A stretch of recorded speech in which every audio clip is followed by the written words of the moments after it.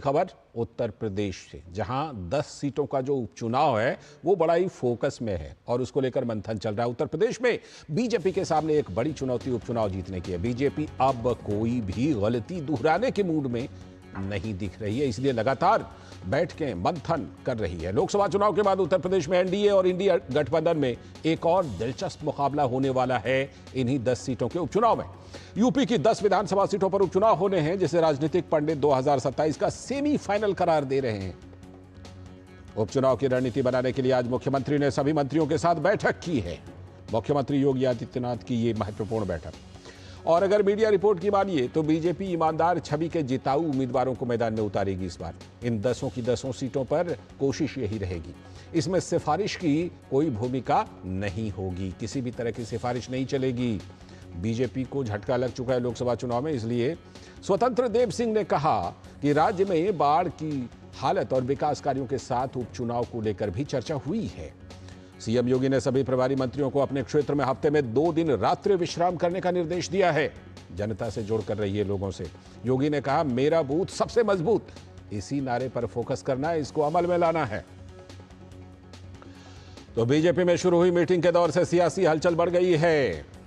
जाहिर सी बात है कि बाकी पार्टियां भी तैयारी कर रही हैं। सपा नेता अखिलेश यादव ने इसे कुर्सी की लड़ाई बताया है।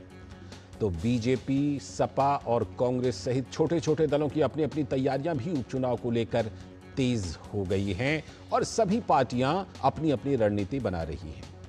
तो बीजेपी के लिए क्यों महत्वपूर्ण है? क्योंकि ये लोकसभा चुनाव परिणाम से मिली निराशा को एक बड़ी उम्मीद में बदल सकता है, अगर उनके मुताबिक उनके लिए अच्छा रिजल्ट आता है। दूसरी तरफ सपा के लिए लिटमस टेस्ट, क्योंकि बात यह है कि क्या वाकई में अखिलेश ने यूपी में अपना जनाधार मजबूत कर लिया है, या फिर सारे दावे जो हैं अखिलेश के और सपा के हवाई हैं। इसलिए बड़ा ही महत्वपूर्ण है।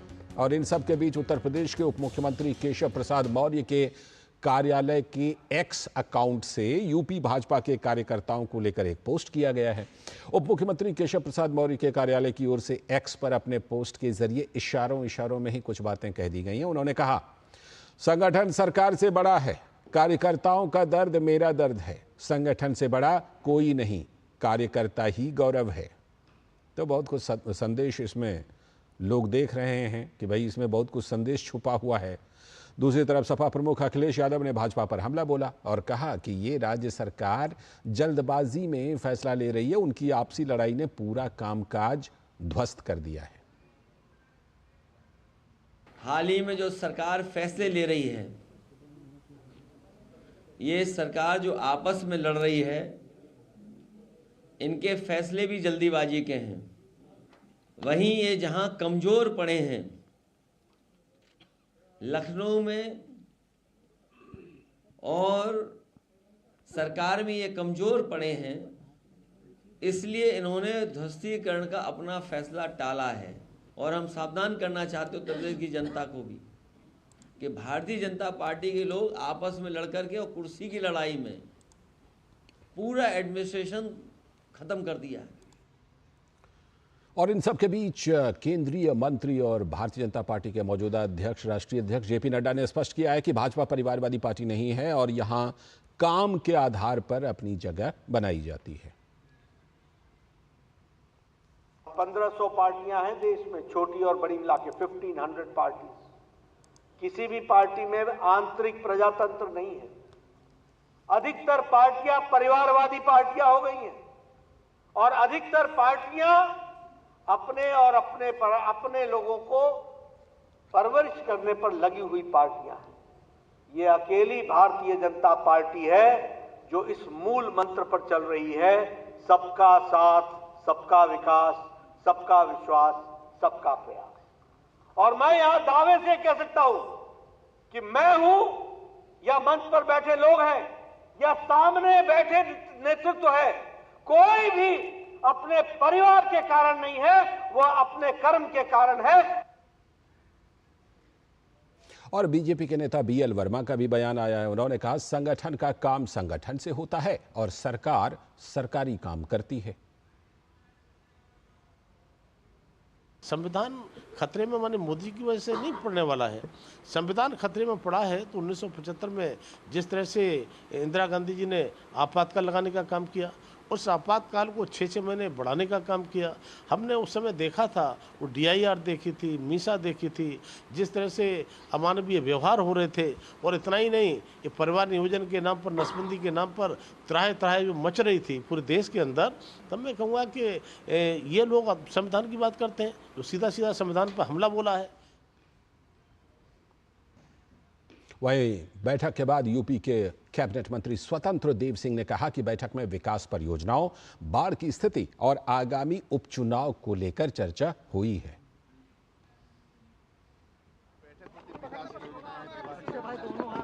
बाढ़ है और ये सभी की चर्चा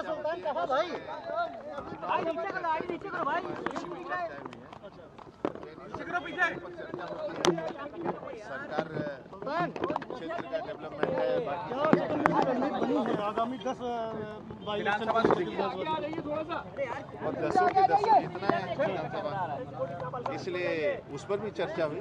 बाकी अपने अपने बाढ़ की समस्या से लेकर संगठन की तरफ से कौन मंत्रिमंडल की बैठक। तो ये महत्वपूर्ण बैठक बीजेपी में सबसे ज्यादा चलती हुई दिख रही है। लखनऊ में बड़ी हलचल है। क्या कुछ और हो रहा है लखनऊ में? हमारे संवाददाता विकास सिंह हमारे साथ जुड़ रहे हैं अपडेट के साथ लखनऊ से, और साथ में हमारे साथ स्टूडियो में हमारे सलाहकार संपादक विनोद मिश्र जी भी जुड़े हुए हैं। पहले अपडेट मैं विकास सिंह से लेता हूं।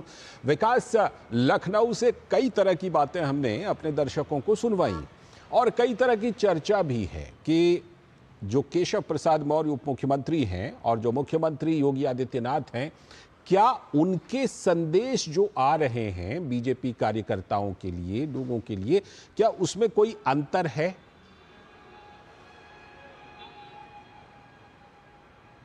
देखिए, ये सारी बातें कार्य समिति में उठ चुकी थी।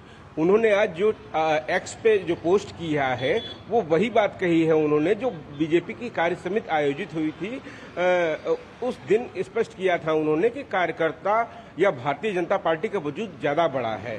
और इसी के मद्देनजर आज मुख्यमंत्री योगी आदित्यनाथ जब प्रभारी मंत्रियों के साथ बैठक करते हैं और उस बैठक में हर जो ग्रुप बना दिए हैं उन्होंने, प्रत्येक विधानसभा जो उपचुनाव है उसमें जो सीट्स है उसके मंत्रियों के ग्रुप बना दिए हैं। एक कैबिनेट मंत्री, 2 राज्य मंत्री या 3 राज्य मंत्री, इस तरीके से पूरे 10 की 10 विधानसभाओं में उन्होंने लिस्ट बनाई है। इनका ये लक्ष्य है कि इस बार 10 की 10 विधानसभाओं में जीत दर्ज की जाए। उसी तर्ज पर जब उत्तर प्रदेश में एक बार उपचुनाव हुए थे, जब रामपुर और आजमगढ़ में भारतीय जनता पार्टी ने जीत दर्ज की थी, समाजवादी पार्टी का गढ़ उस समय ढह गया था, किला कहा जाता था, ये ढह गया था। तो आज मुख्यमंत्री योगी आदित्यनाथ ने प्रत्येक ग्रुप के साथ बैठक की और उनसे ये जाना क्षेत्रवाद, क्योंकि इनको जिम्मेदारी कुछ दिन पूर्व ही दी जा चुकी थी कि वहां पर क्या फीडबैक है, किस तरीके से वहां का मतदाता सोच रहा है, वहां का कार्यकर्ता क्या सोचता है, हमारा बूथ कार्यकर्ता क्या सोचता है।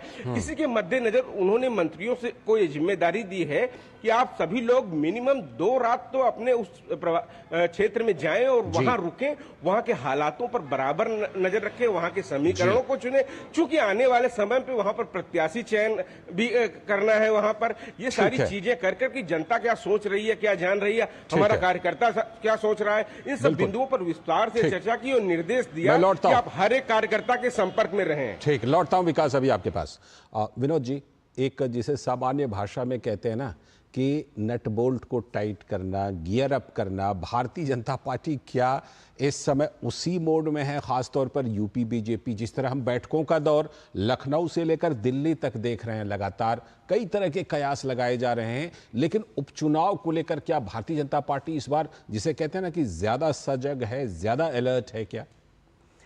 लाल जी, अभी हम विकास जी को सुन रहे थे, ये इम्पोर्टेंट है कि यूपी में के जो उपचुनाव हैं उसको लेके सारे पार्टियों में हलचल है, सिर्फ बीजेपी में ही हलचल नहीं है, लेकिन सारी पार्टियों की जो हलचल है वो डाइनिंग रूम से बाहर अभी नहीं आई है। बीजेपी की हलचल जो है वो दिख रही है सामने में, और संगठन से लेके सरकार की जो अपनी अपनी भूमिका है उस भूमिका को हम मीडिया में भी देख रहे हैं और हम ये देख रहे हैं उनके बयानों से भी देख रहे हैं। तो जाहिर सी बात है कि बीजेपी ने एक तरह से इसकी पूरी तैयारी के लिए एक तरह से मन बनाया हुआ है कि अब शायद कोई गलती की गुंजाइश नहीं है। गलती की गुंजाइश मैं इसलिए कह रहा हूं कि ये जो लोकसभा का इलेक्शन के जो परिणाम थे उसकी जो समीक्षाएं और समीक्षा बैठक के बाद जो लोगों की खबरें आ रही है, तो सीधे सीधी बात है कि उसमें एक इंट्रोस्पेक्शन की जरूरत थी।